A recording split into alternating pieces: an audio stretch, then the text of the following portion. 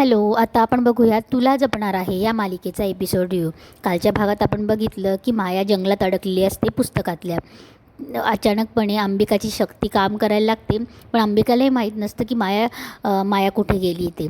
पण तिच्या शक्तीमुळेच ती जंगलात अडकलेली असते, जे वेदाने चित्रात काढलेलं असतं.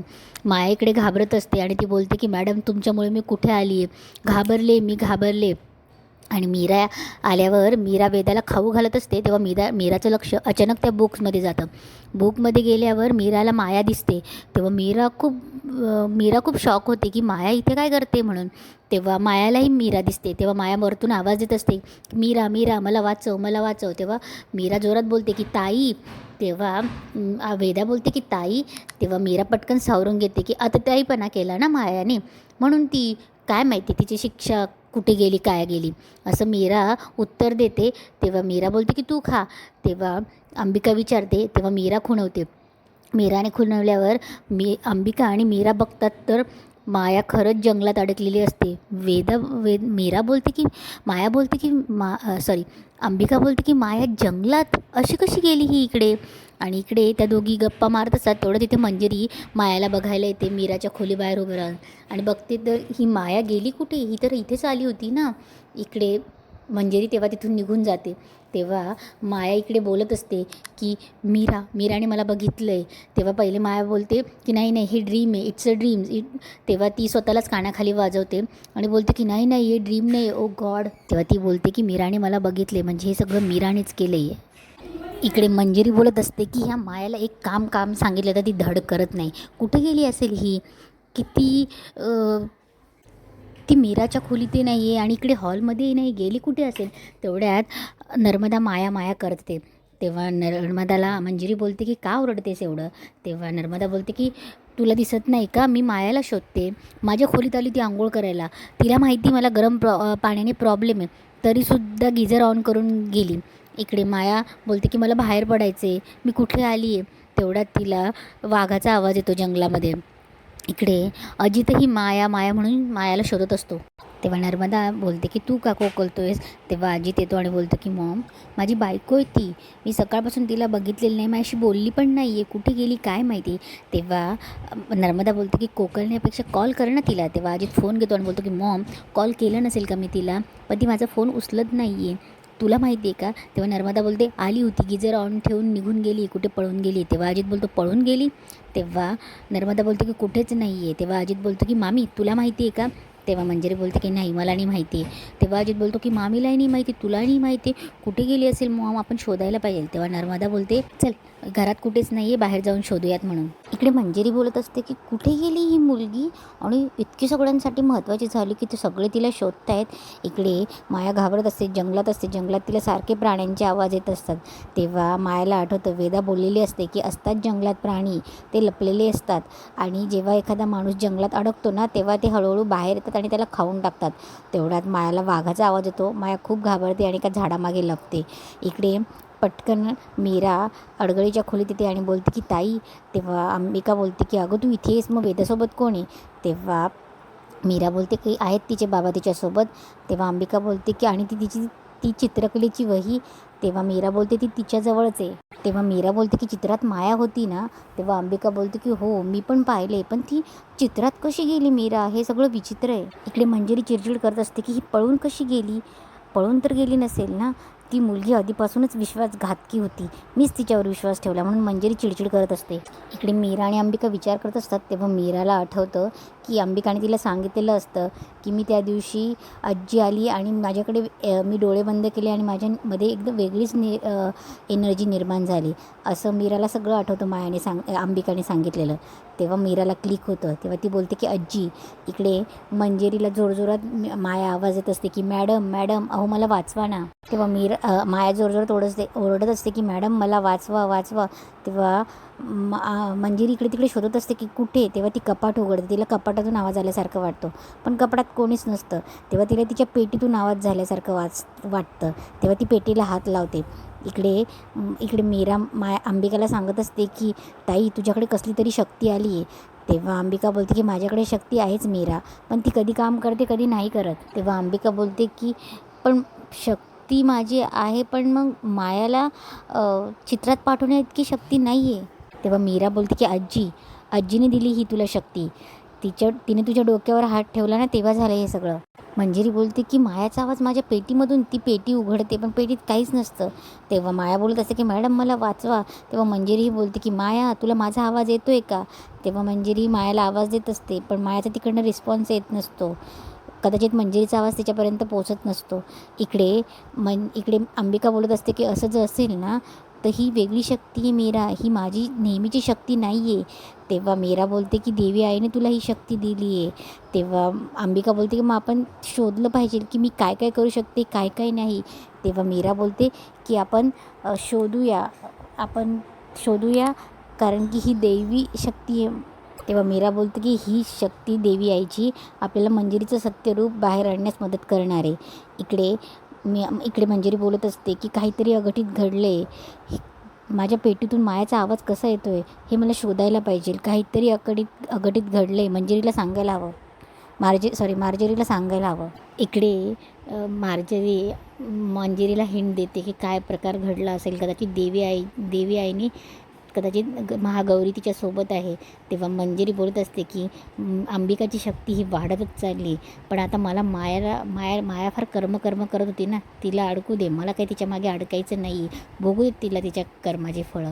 तेव्हा मार्जरी मंजिरीला सजेस्ट करते की तू पहिले वेदाचा बळी घेत्या, कारण की सारखा हातातून निसटलेला जीव जिवंत सोडायचा नसतो. तेव्हा मंजिरी बोलते की बरोबर आहे, मीरा आणि अंबिकाला जास्त कॉन्फिडन्स आला आहे ना, तो नियंत्रणात ठेवलाच पाहिजे. इकडे अथर्व आणि मीरा वेदाला झोपवत असतात. तेव्हा अथर्व बोलतो की वेदा झोपलेली असते. तेव्हा अथर्व बोलतो की मीरा मला खरं सांग, आपल्या वेदासोबत जे काही घडते त्याला ती जबाबदार ती बाईच आहे ना. तेव्हा मीरा काहीच नाही बोलत. तेव्हा अथर्व बोलतो की तू बोलत नाही याचा अर्थ तेच आहे. हे बघ मीरा, प्लीज मी तुला रिक्वेस्ट करतो की माझ्यापासून काही लपवू नको, कारण की आपण दोघं मिळून तिचं रूप आपल्याला बाहेर आणायचं आहे. तेव्हा मीरा बोलते की मी काहीच लपवत नाही तुमच्यापासून, आम्ही प्रयत्न करतोच आहे. तेव्हा अथर्व बोलतो की आम्ही म्हणजे कोण. तेव्हा मीरा थोडी शांत होते आणि बोलते की महागौरी माता, तिच्यावर माझा खूप विश्वास आहे ना.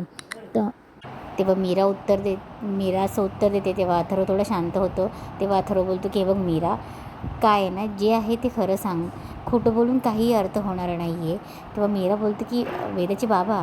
तेव्हा अथर्व बोलतो की मला खरं सांग, कोण आहे तुझ्यासोबत अजून तुझ्या मदतीला, तुझे बाबा. तेव्हा मीरा बोलते की वेदाचे बाबा माझ्यासोबत नाही आहेत, माझ्यासोबत फक्त तुम्ही आहात आणि आपल्या दोघांना मिळून करायचं आहे. तेव्हा ती बोलते की आधी आपल्याला त्या बाईवर नजर ठेवायला हवी, तिच्या खोलीत जाऊन काही गोष्टी बघायला हव्या. तेव्हा अथर्व बोलतो की काय. तेव्हा मीरा बोलते की दादासाहेब गेल्यानंतर तिने तिच्या खोलीत काही बदल केला आहे काय, काही लपवलं आहे का, हे सगळं बघायला हवं. तेव्हा अथर्व बोलतो की ठीक आहे, आपण दोघं मिळून या गोष्टी करूयात म्हणून. तेव्हा अथर्व बोलतो की ठीक आहे, झोप. तेव्हा तो वेदाला व्यवस्थित झोपवतो. तेव्हा मीरा मनात बोलते की वेदाच्या बाबांपासून मी ताईचं अस्तित्व किती दिवस लपवू, हे आता अवघड होत चाललं आहे. तेव्हा तिचं लक्ष त्या ड्रॉइंग बुककडे जातं. तेव्हा ती बोलते की मायाचं काय झालं असेल. तेव्हा मीरा उठते आणि त्या ड्रॉइंग बुकजवळ जाते. तेव्हा इकडे माया रडत असते आणि बोलत असते की कुठे अडकून बसली मी. मीरा ड्रॉइंग बुकला हात लावते, पुन्हा सोडून देते आणि तिथला लॅम्प ती बंद करते. तेव्हा मायाच्या तिथेही अंधार पडतं. माया खूप घाबरते आणि रडत असते. तेव्हा आता दुसऱ्या दिवशी सकाळी नर्मदा फेऱ्या मारत असते हॉलमध्ये आणि अजित रडत असतो. अजित डोक्याला हात लावून रडत असतो. तेव्हा दामोदर बोलत असतो की अजित बाळा, काय रडायचं ते रडून घे, हा तुझा बाप तुझ्यासोबत आहे. इकडे अजित जोरात रडत असतो की माझी बायको मला सोडून गेली, कुठे गेली, माझं हनीमून राहून गेलं म्हणून. तेव्हा दामोदर त्याला बोलत असतो की अरे हनीमून करू नको रे, काय होतं, आम्ही गेलो, काय झालं. तेव्हा अजित बोलतो की काय झालं. तेव्हा दामोदर अजितकडे बघून बोलतो की आम्हाला हे फळं भोगायला लागत आहेत, हेच फळ भोगतोय ना आम्ही. तेव्हा नर्मदा चिडते आणि बोलते की तुम्ही गप्प बसा. तेव्हा अजित बोलतो की तुम्हाला ना फिलिंग समजूच शकत नाही, माझी मॉम येते. तेव्हा तो नर्मदाचा हात पकडून रडत असतो की मॉम तूच मला समजू शकते. तेव्हा नर्मदा हात त्याला झिरकाडते आणि बोलते की गप्प बस तू, माया कुठेही गेलेली नाही आणि आपण तिला शोधून काढूयात, ती काही मेली नाही आहे. तेवढ्यात मंजिरीला बघते आणि बोलते काय गई माया कुठे. तेव्हा मंजिरी बोलते की मला काय माहिती. तेव्हा नर्मदा बोलते की तूच सारखी तिचा हात धरून फिरत असते ना, आमच्यावर पाळत ठेवायला लावला होतास ना तिला, कुठे आहे माया. तेव्हा मंजिरी जवळ येते आणि बोलते की तुला कळतं का तू काय विचारतेस ते, मला माया माहीत नाही, याच्याशी माझा काहीही संबंध नाही आहे. आणि तुझ्यासोबतच ती जास्त असते ना, तुझी लाडकी सोनी कुठे गेली तुला माहीत नाही. तेव्हा दामोदर बोलतो की अहो वहिनी तिला काहीच माहीत नाही. तेव्हा मंजिरी बोलते की मग तुम्हाला माहीत असेल. तेव्हा दामोदर बोलतो की अहो आम्हाला माहीत राहिलं असं तर तुम्हाला विचारलं असतं का. अहो काल रात्रीपासून माया मिळत नाही आहे, याची अवस्था बघितली. तेव्हा अजित पुन्हा रडायला लागतो. तेव्हा नर्मदा बोलते की चूप, बिलकुल रडायचं नाही. तेव्हा नर्मदा बोलते की मी शेवटचं विचारते की माया कुठे आहे. तेव्हा नर्मदा बोलते की मला यातलं काही माहीत नाही आहे आणि हे सगळं तुमच्यामुळे घडतं आहे. तुमच्या विकृत बुद्धीने त्या मायाला या घरात आणलं आणि आता तिची विकृती समोर आली तर त्रास होतो आहे तुम्हाला. तेव्हा मंजिरी बोलते की ह्या अजितची अवस्था बघा. तेव्हा अजित बोलतो की माझी बायको गायब आहे मामी, अशी का बोलतेस तू. तेव्हा मंजिरी बोलते की पहिले बघा तुमच्या खोलीत जा आणि चेक करा पैसे दागिने काही गायब झालेत का ते बघा. तेव्हा दामोदर बोलतो की माझ्या दुसऱ्या पॅन्टच्या खिशात पैसे होते. तेव्हा अजित बोलतो की किती. तेव्हा दामोदर बोलतो की 342 रुपये. दामोदर तिथून पटकन पळतो.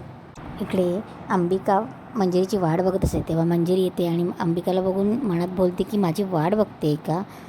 तेव्हा आता म्हणणार मला की माझ्या वेदाला काही केलंस तर बघच, तिच्या जीवाला धोका असला तर बघच. तेव्हा मंजिरी पुढे येते. तेव्हा बोलते की अंबिका. तेव्हा अंबिका हसत असते, जोरजोरात हसत असते. तेव्हा मंजिरी बोलते की वेड लागलं आहे का. तेव्हा अंबिका बोलते की वेड मला नाही, तुला लागायची वेळ येणार आहे. तू कितीही कारस्थान कर मंजिरी, पण आता त्याचा काही उपयोग होणार नाही आहे. तेव्हा मंजिरी बोलते तुझा आत्मविश्वास खूपच वाढला आहे गं, तुझी ती महागौरी आली होती का तुझी ओटी भरायला. तेव्हा मंजिरी जोरजोरात हसत असते. तेव्हा अंबिका बोलते की हस हस, अशीच हसायची सवय लावून घे, पण वेळ लागल्यासारखं. तेव्हा मंजिरी चिडते आणि बोलते की अंबिका.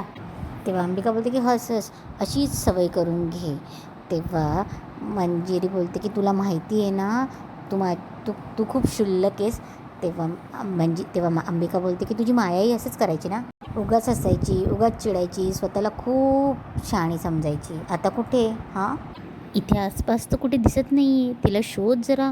नको नको, तिला शोधण्यात वेळ वाया घालवू नको, कारण की तुलाही तिथेच जायचं आहे. मनाची तयारी करून ठेवा आत्तापासून. आणि तेव्हा अंबिका तिथून गायब होते. तेव्हा मंजिरीचा खूप संताप होतो आणि इथेच आजचा एपिसोड संपतो. हॅलो फ्रेंड्स, आता तुम्हाला जर ह्या सिरियलचे रिव्ह्यूज आवडले असतील तर ह्या चॅनलला लाईक, सबस्क्राईब आणि शेअर करा. आणि एक नवीन सिरियल सुरू होते कृष्णाईच्या लेकी, जर तुम्हाला तिचेही रिव्ह्यूज ऐकायचे असतील तर प्लीज माझ्या या एपिसोडला लाईक करा, म्हणजे मला कळेल की तुम्हाला त्याचे रिव्ह्यूज ऐकायचे आहेत म्हणून. आणि असंच आपल्या चॅनलला सपोर्ट करत राहा. धन्यवाद.